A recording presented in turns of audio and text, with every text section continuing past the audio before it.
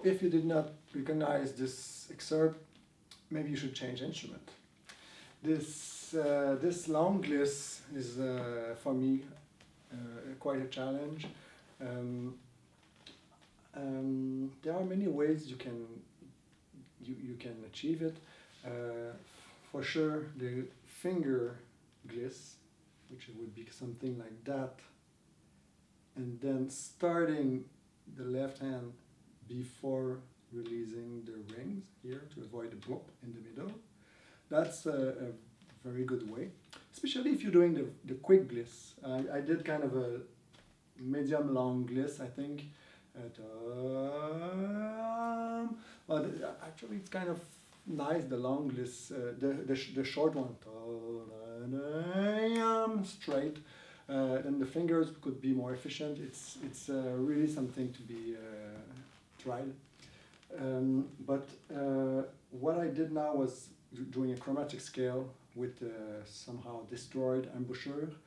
Always my embouchure is very, very late compared to my finger, and even, I mean, out of focus totally at some point, which is the only way to achieve a glissando. You need to have a good range of out of focus, so which could be a third or even more, which I mean.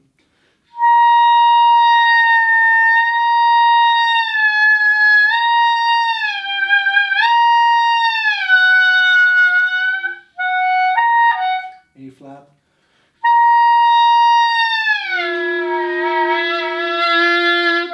almost G, and then with that amount of that range, it's quite easy to figure out something. Could it be could be a chromatic scale? If I'm doing,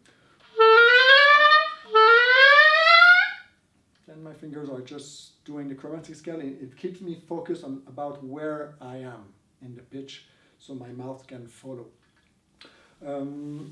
So you need that range, and a very common mistake is to lose contact with the reed.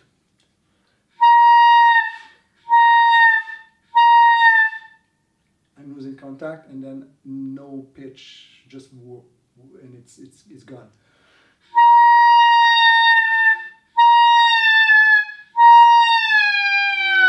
I'm pressing the reed quite hard to keep the sound in focus, if I can say so.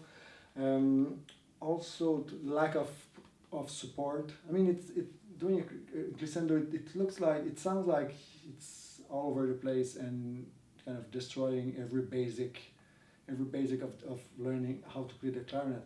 It's not totally true. The support is still working quite a lot, especially when you have a crescendo in your gliss, like Gershwin, Copeland.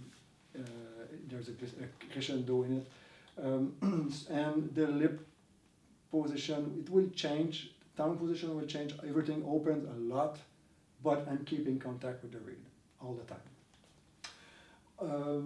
I would practice with half tone first, with the fingers, just.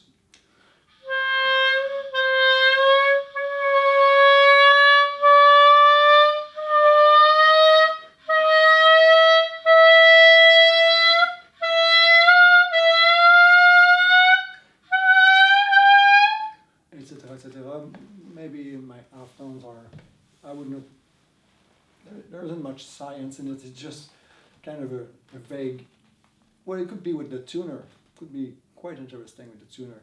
The point being, one point being being able to sustain a sound with the finger, especially, for instance, the third finger, when you slightly, very slightly open. So you have like, it's like a crack in your clarinet. You have a crack, and it's super unstable. If I'm very stable and strong and not flexible, then it's not speaking.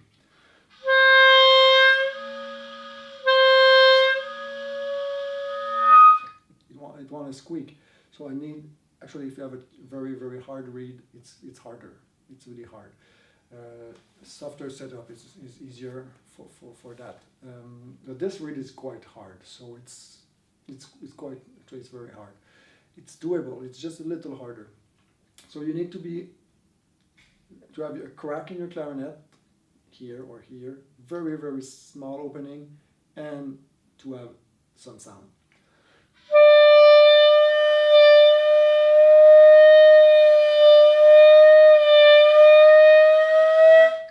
Just to teach your embouchure how to react to that and to be efficient. So basically that's about it.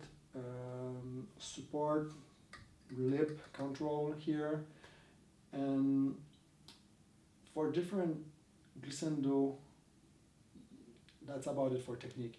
But when you have a longer crescendo, glissando, you might need a pivot, kind of a turning point in your glissando.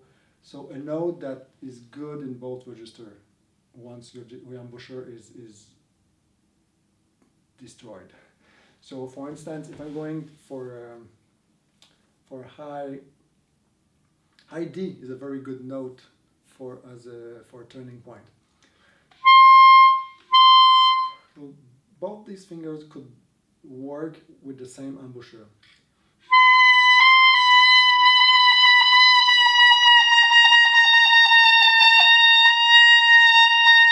So if I'm reaching a pitch,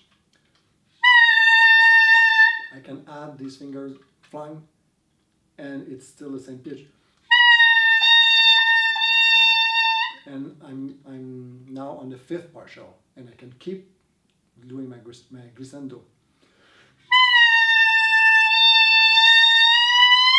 So I switch from partial 3 to 5th to 5 without a break in the middle. So if, for instance, that would be very useful from F to F.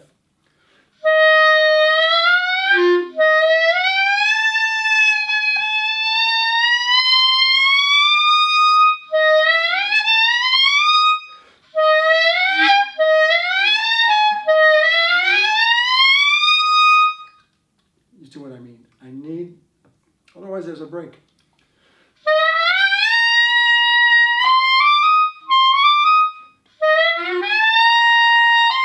If I stop on C or any note, so I need this turning point where I can change my finger, switch to 5th partial, and not having a bump in the sound.